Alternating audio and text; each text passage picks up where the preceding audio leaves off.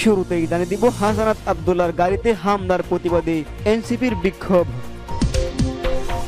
জানিয়ে দিব ভারতের সঙ্গে সীমান্ত উত্তেজনার মাঝেই ফের ক্ষেপণাস্ত্র পরীক্ষা পাকিস্তানের। এছাড়াও জানাবো কসবায় বাংলাদেশি কিশোরকে গুলি করে হত্যা করল ভারতীয় সীমান্তরক্ষী বাহিনী বিএসএফ। এদিকে এবার আর দিনের ভোট রাতে হওয়ার সুযোগ নেই জানালেন নির্বাচন কমিশনার প্রধান।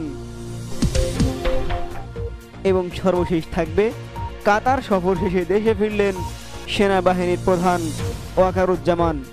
শুনছিলেন সংবাদ শিরোনাম, এরপর থাকবে বিস্তারিত। শুরুতেই জানিয়ে দিব হাসানাত আব্দুল্লাহর গাড়িতে হামলার প্রতিবাদে এনসিপির বিক্ষোভ। গাজীপুরে জাতীয় নাগরিক পার্টির মুখ্য সংগঠক হাসানাত আব্দুল্লাহর গাড়িতে হামলার প্রতিবাদে বিক্ষোভ মিছিল করেছে জাতীয় নাগরিক পার্টি। রবিবার 4 মে রাত 10টার পর রাজধানীর বাংলা মোটর থেকে মিছিলটি শুরু হয়। সেখান থেকে এটি টিএসসির দিকে রওনা হয়েছে। বিক্ষোভ মিছিলে এনসিপির নেতাকর্মীরা অংশ নিয়েছেন।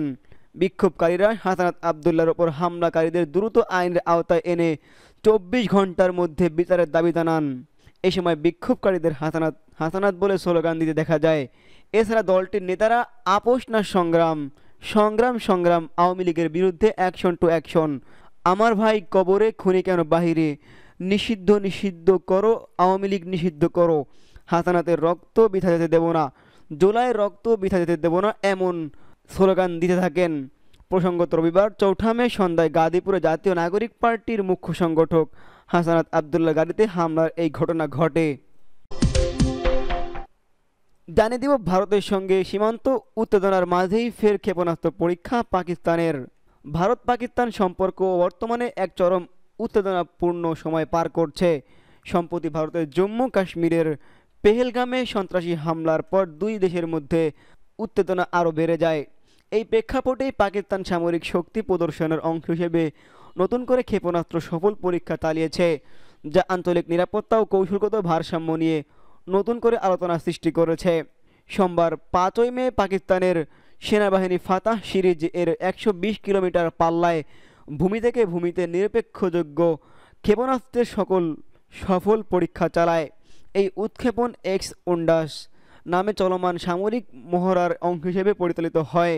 আইএসপিআর আন্তঃবাহিনী জনসংযোগ পরিদপ্তর জানিয়েছেন, এই ক্ষেপণাস্ত্র পরীক্ষার মূল উদ্দেশ্য ছিল সেনাবাহিনীর যুদ্ধ প্রস্তুতির সক্ষমতা যাচাই এবং ক্ষেপণাস্ত্রের আধুনিক প্রযুক্তিগত বৈশিষ্ট্য, বিশেষ করে উন্নত ন্যাভিগেশন সিস্টেম ও নির্ভুল লক্ষ্যবস্তুকে আঘাত করার ক্ষমতা পরীক্ষা করা।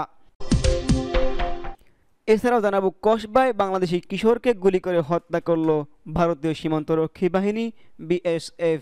ব্রাহ্মণবাড়িয়ায় কসবা সীমান্তে ভারতীয় সীমান্তরক্ষী বাহিনী বিএসএফ এর গুলিতে সাকিব নামের এক যুবক মৃত্যু হয়েছে। সোমবার 5 মে সকালে কুমিল্লা মেডিকেল কলেজ হাসপাতালে চিকিৎসাধীন অবস্থায় তার মৃত্যু হয়। সাকিব উপজেলার বায়েক ইউনিয়নের মাদলাগুচ্ছ গ্রামের মোতালেব হোসেনের ছেলে। রবিবার গভীর রাতে এই সীমান্তে গুলি ঘটনা ঘটে। এতে সুজন বর্মন নামে এক ভারতীয় নাগরিকও গুলিবদ্ধ হয়ে আহত হন। কসবা থানা পুলিশের ভারপ্রাপ্ত কর্মকর্তা ওসি আব্দুল কাদের ঘটনার সত্যতা নিশ্চিত করে জানান, রবিবার রাত 12:15টার দিকে মাদলা সীমান্তে বিএসএফের গুলিতে সাকিব নামে বাংলাদেশি এক তরুণ ও ভারতীয় এক নাগরিক গুলিবদ্ধ হন। আহত সাকিব কুমিল্লা ও ভারতীয় নাগরিক ঢাকায় পাঠান স্থানীয়রা। এর মধ্যে সাকিব চিকিৎসাধীন অবস্থায় সকালে মারা গেছেন। চিকিৎসাধীন ভারতীয় নাগরিকের বিস্তারিত জানার চেষ্টা চলছে। মাদলার স্থানীয় ইউপি সদস্য নিজামুদ্দিন জানান, নিহত তরুণদের মরদেহ বাড়িতে আনা হয়েছে, আমরা তার বাড়িতে যাচ্ছি। কসবা উপজেলা নির্বাহী কর্মকর্তা মোহাম্মদ সামিউল ইসলাম জানান, গতকাল রাতে ভারতীয় যুবক সুজনের মাধ্যমে চোরাই মোটরসাইকেল আনার জন্য মাদলা সীমান্তে যান সাকিব। এই সময় সীমান্তে টহলরত বিএসএফ সদস্যরা তাদেরকে লক্ষ্য করে গুলি ছোড়ে। এতে গুলিবদ্ধ হন সুজন ও সাকিব। পরে সাকিবকে আশঙ্কাজনক অবস্থায় কুমিল্লা মেডিকেল কলেজ হাসপাতালে নেওয়া হলেও সেখানে তিনি মৃত্যুবরণ করেন। তার মরদেহ নিজ বাড়িতে নিয়ে আসা হয়েছে।